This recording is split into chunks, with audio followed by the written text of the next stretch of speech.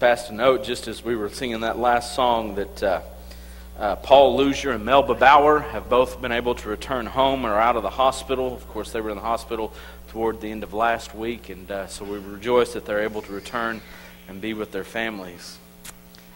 Last Sunday afternoon, or Sunday morning, as we were finishing up, my voice was running out, and I thought, well, this is not good. It's going to be a little bit of an allergy snap, and by Tuesday morning, I could barely breathe, and I had the headache, and just things were going bad. And I thought, well, you know what? I'm call-in sick today. I was feeling so poorly on Tuesday. I was able to come back to work on Wednesday, and then Thursday, and then Friday morning. Jason was taking a tour of the UT campus, so we went down to the University of Texas, and I got up that morning, and knowing that I was going to the campus, I think, is when it started. And I got violently ill, and I had to leave the campus tour a couple of times, and then on the way home, and I was talking to Zach. He thinks it might be a stomach virus. I'm going to call it a UT virus. We had a good time though, and did hate to miss the work day yesterday. Thank you to all of those who were able to come out and help. I know that there were a lot of hands working, and that's what we want to see. Many hands to the plow. The more hands there are to the plow, the more rows we can cut in a given lifetime. The more rows we can cut, the more people we will turn up with the seed of the Word of God, and the more influence we will have. It's a simple principle, and it's been working that way since the very beginning of time. And so we're so blessed to have as many people that were able to come out. And I know that there were some who wanted to be here and were not able to be here, and that's understandable too. Not everyone's able to get that date. You know, as many people as we have, I know Russell's always looking for, well, what's the best date that we can have something and get the most people here, because we know that at any given date, there's going to be some that can't make it. So if you weren't able to make it, we apologize. But maybe the next time around you will be able to be here. And we look forward to that. You know, there's a phrase that we sometimes use when we talk about a mountaintop experience. And I think sometimes we think that means being in Colorado somewhere and looking out off Pikes Peak or Mount Evans and seeing the vast valleys below and the tops of the tree lines that look like small grass fields, knowing that they're actually towering pines. It's breathtaking. It is overwhelming sometimes when we say that is a mountaintop experience. But you know, the phrase was actually coined in reference to Matthew 17. In Matthew 17, when it says that Jesus, after 6 days, took with him Peter, James, and John. Now, they had been near Caesarea of Philippi. And it says that he took them up onto the mountain. So here they are on the top of a mountain. And it says in 17 and verse 2 that he was transfigured. That is, his visage or his figure was changed. It was moved across from one thing to another thing. And it began to describe him that his face shone like the sun. So there is this brilliant effulgence of light emanating from his face. That his raiment turned white. And that there was with him Elijah and Moses. And he's speaking with these two greats of the Old Testament world. Moses, of course, representing the law that God spoke unto his people, that God gave to his people in order to direct their footsteps. Paul says, I would not have known how to live had it not been for the law of Moses, as it is often referred to, because of his integral part in bringing that law to us.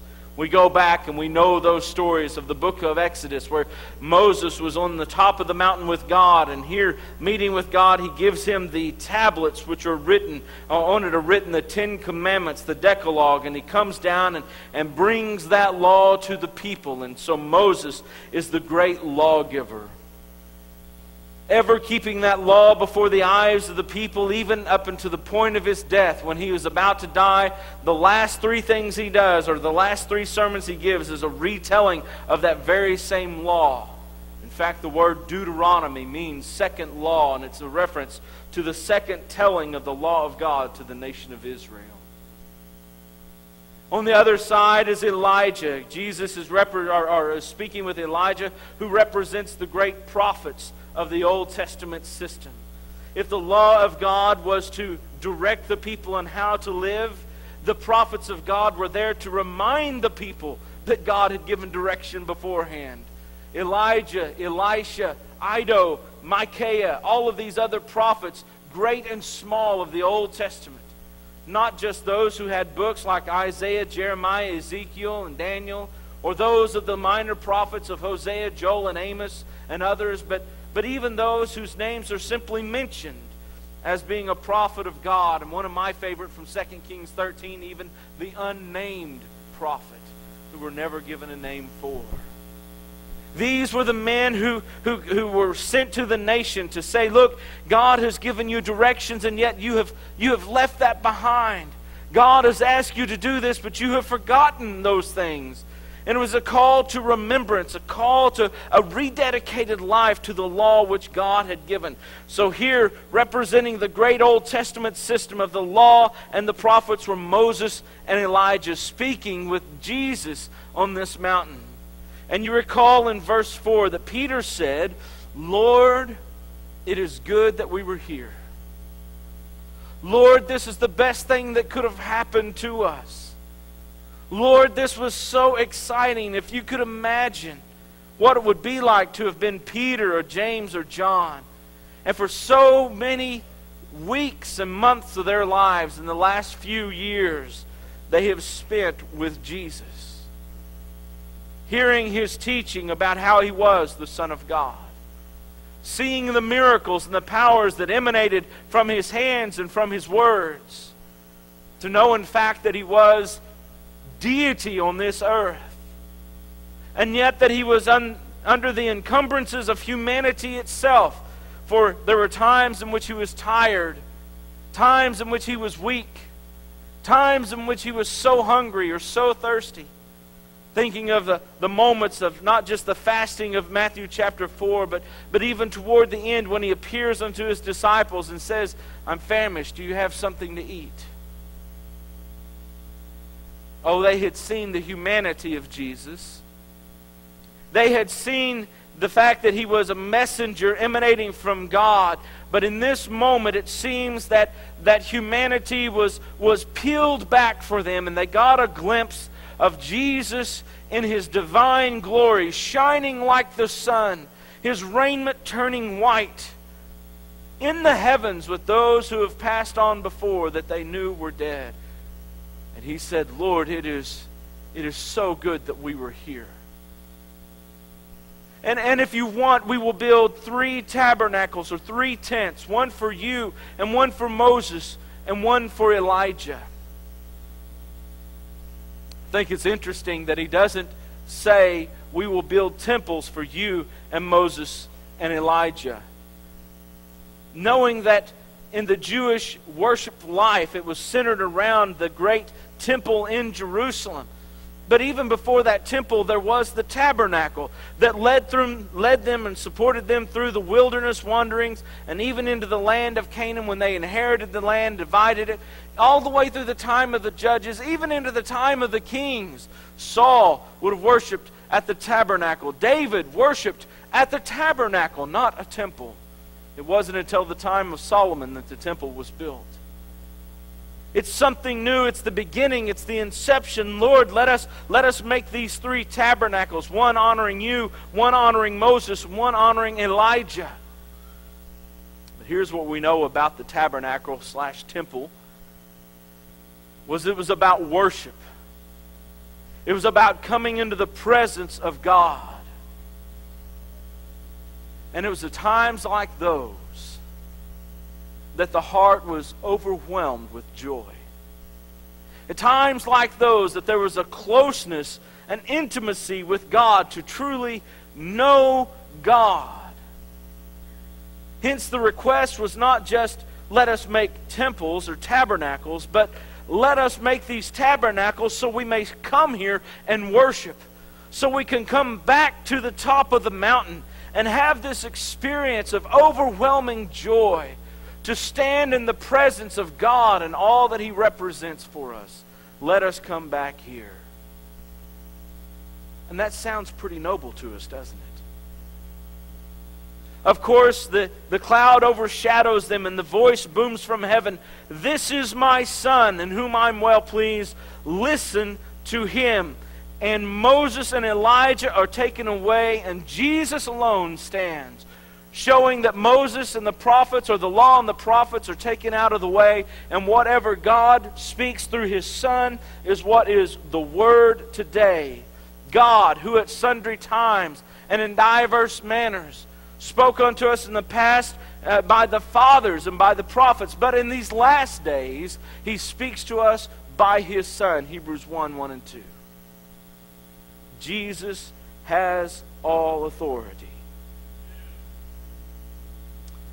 But I want to revisit this idea of the mountaintop experience, this overwhelming gladness of being in the presence of God. Because, brethren, that's where we want to be.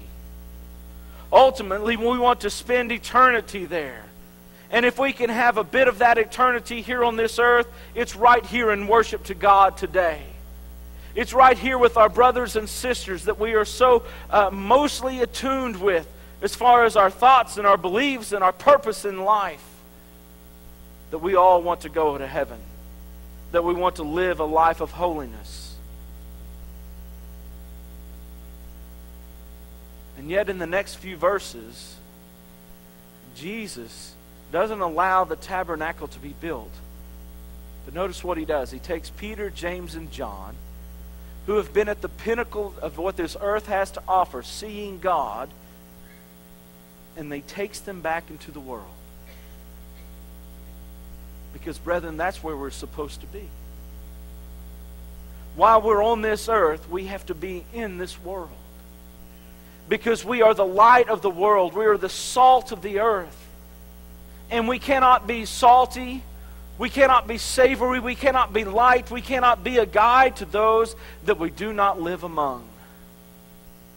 You see, they wanted to stay on the mountaintop. But Jesus took them back into the valley below.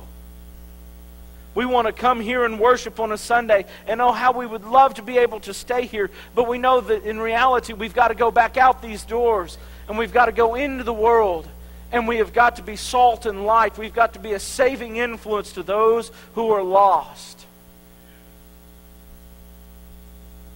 How many cars will drive past this building this morning during our time of worship?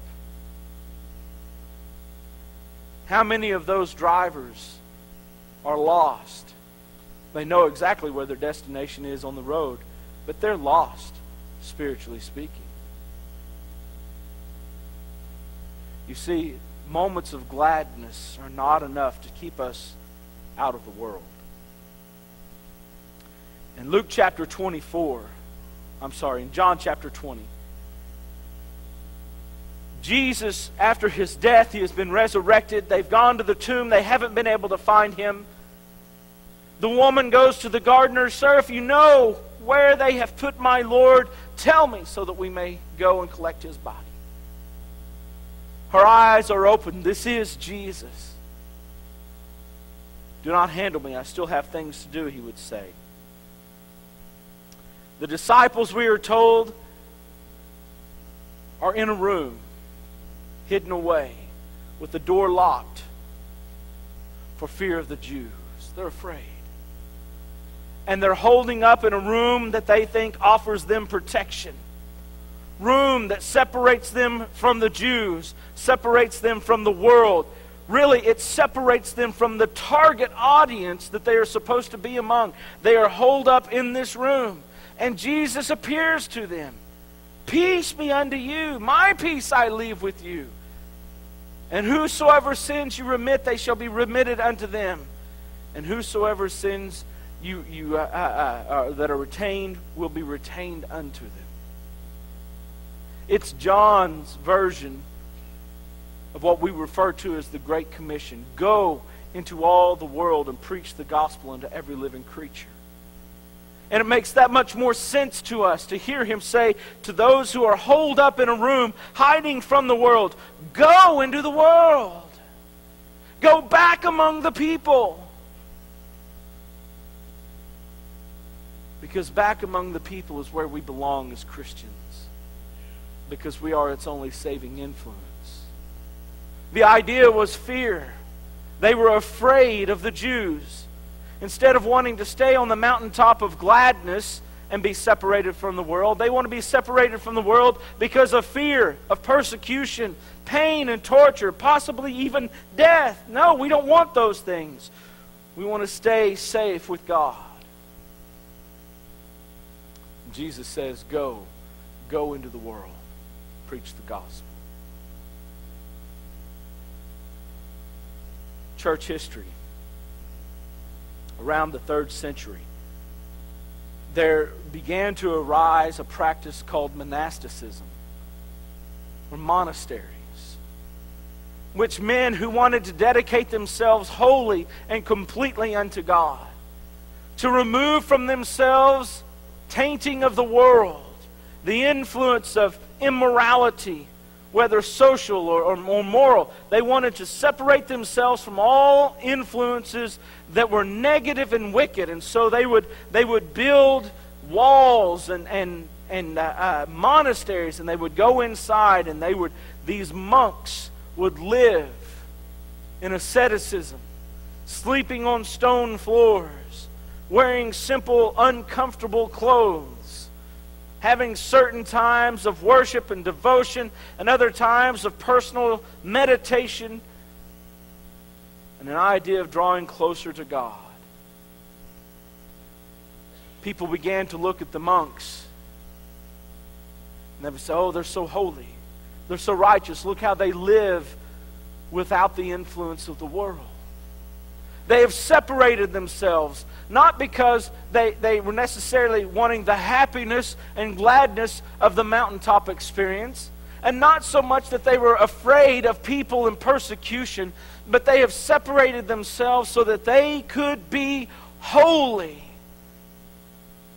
Peter tells us that just as in the Old Testament, God calls us to be holy even as He is holy, 1 Peter 1 and verse 15. The idea of holiness or being set apart in this world is a major theme throughout the New Testament. We need to prove what is the good and acceptable will of God, that we may be transformed. Not be like the world, but be transformed by renewing of the mind. A state of holiness. Romans 12, 1 and 2. But we do not find holiness being separated from the world.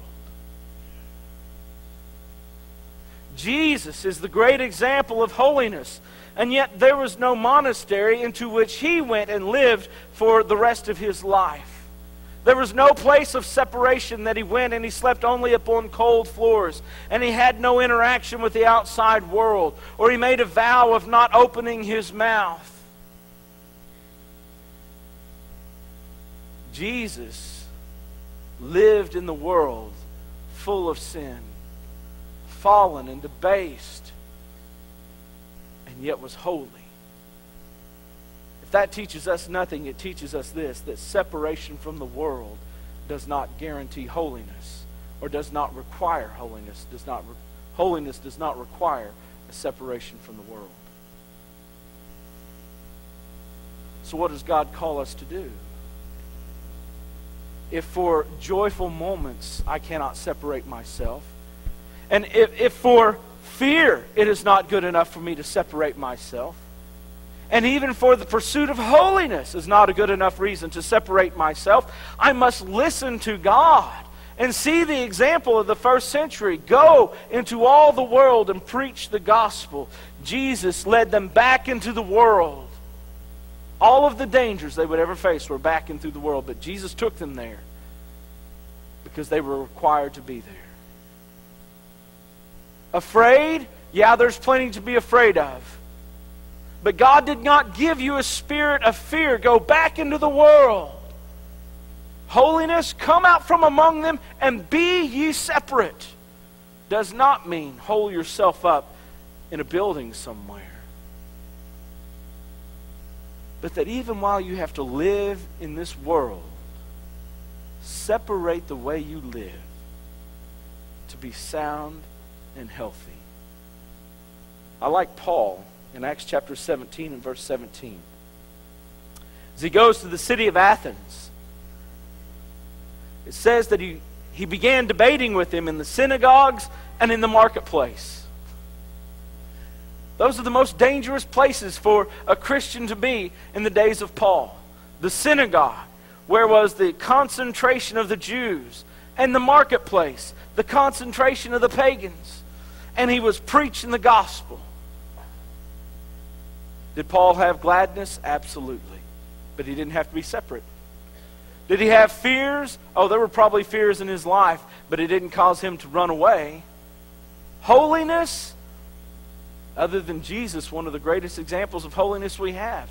And yet he was in the marketplace. Go back into the world. Brethren, I love being here with you and worshiping with you. And I hope that it is your desire each week on the Lord's Day to come together. That this time of fellowship and worship, of singing these songs of praise, of prayer together, of studying His Word, of just seeing one another and a smile on each other's face, I hope you long for this moment each week. But we can't stay here. We've got to go back into the world. Because there's a job to be done. There are people who need us. Who need us bringing this Word. And when I say go back into the world, I don't mean go back and be like the world. Go back and be the saving influence of the world. Teaching people to believe in Christ by teaching them the Word of God. And up on that faith, then they make a response to turn away from their sin, to turn away from that love of sin toward a love of righteousness, confessing Him before men and being baptized for the remission of their sins. That's what's open to each and every one of us. There are some here today who have never obeyed the gospel. There are reasons that you've had in the past. You've rationalized it in your mind that it's not something that you need to do, but maybe this morning it's time to put away rationalizations. Maybe it's time to put away what ifs, or maybe, or could have been, or I think this is what I did. And let's be certain this morning, obeying Him for the right reasons, doing the right things in the right way. If you have a need to respond to that invitation, won't you come while we stand and while we sing?